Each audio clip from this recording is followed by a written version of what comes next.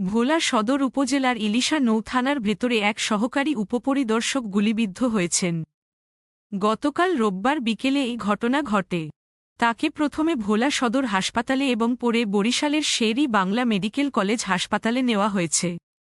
এ বিষয়ে ইলিশা নৌ থানার ভারপ্রাপ্ত কর্মকর্তা ওসি বিদ্যুৎ কুমার বড়ুয়া সাংবাদিকদের কোনো তথ্য দেননি। ভোলার অতিরিক্ত পুলিশ সুপার রিপন কুমার সরকার বলেন, মেঘনা নদীতে টহলে যাওয়ার আগে অস্ত্র পরীক্ষা করতে গিয়ে অসাবধানতাবশত এক পুলিশ কর্মকর্তা গুলিবিদ্ধ হন।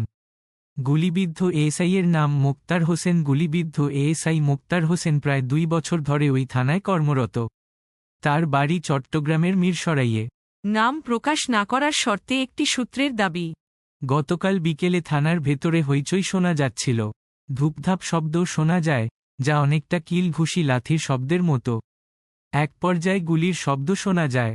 ধারণা করা হচ্ছে, নদীতে অভিযান পরিচালনা নিয়ে পুলিশ কর্মকর্তাদের মধ্যে বিরোধ সৃষ্টি হয়েছে। নৌ থানার ওসির সঙ্গে এএসআই মোক্তার হোসেনের বিভিন্ন নৌঘাটের চাঁদাবাজি ও ভাগ বাটোয়ারা নিয়ে বিরোধ রয়েছে। ঘটনার পরে সন্ধ্যার দিকে ইলিশা সদর নৌ থানা পরিদর্শনে যান ভোলার অতিরিক্ত পুলিশ সুপার রিপন কুমার সরকার। তিনি সাংবাদিকদের বলেন, নৌ থানার এএসআই মোক্তার হোসেন ডিউটিতে যাওয়ার জন্য অস্ত্রাগার থেকে অস্ত্র বুঝে নেওয়ার সময় মিস ফায়ার হয়ে তিনি গুলিবিদ্ধ হয়েছেন। ওই সময় প্রত্যক্ষদর্শী কেউ থানায় না থাকায় এর বেশি কিছু জানা যায়নি। বিষয়টি নৌ থানায়, তাই নৌ পুলিশ এ বিষয়ে ব্যবস্থা নেবে।